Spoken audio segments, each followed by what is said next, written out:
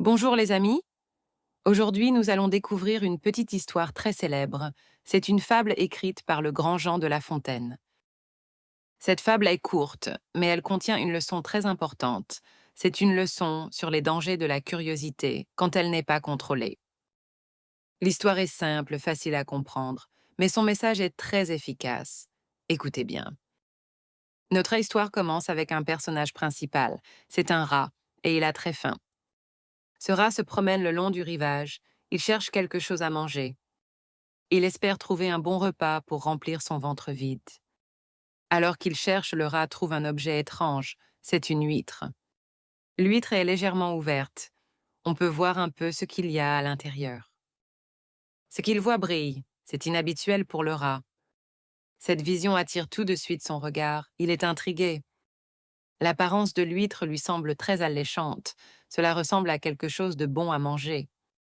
Le rat pense qu'il a trouvé un potentiel festin, un repas facile et délicieux.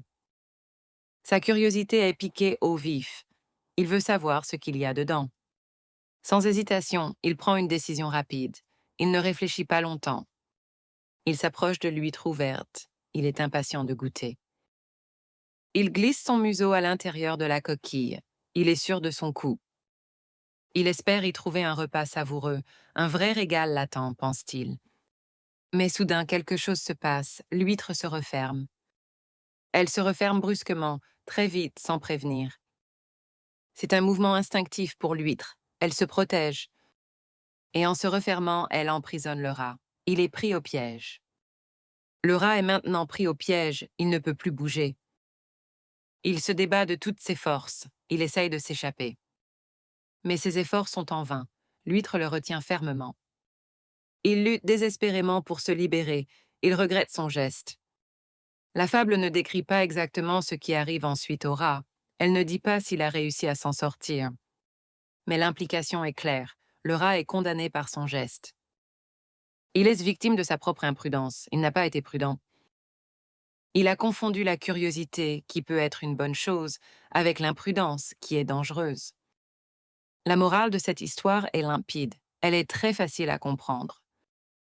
La Fontaine nous dit « La curiosité sans prudence mène au danger ». C'est la leçon principale.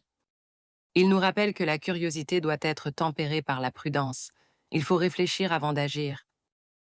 Il est essentiel de peser les risques et les conséquences. Que pourrait-il se passer si je fais cela?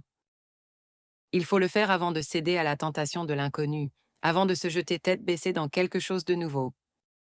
Cette leçon reste pertinente aujourd'hui, elle est toujours vraie pour nous. Elle nous invite à la réflexion sur nos propres actions. Comment agissons-nous? Elle nous fait réfléchir sur la manière dont nous abordons les situations nouvelles. Sommes-nous prudents?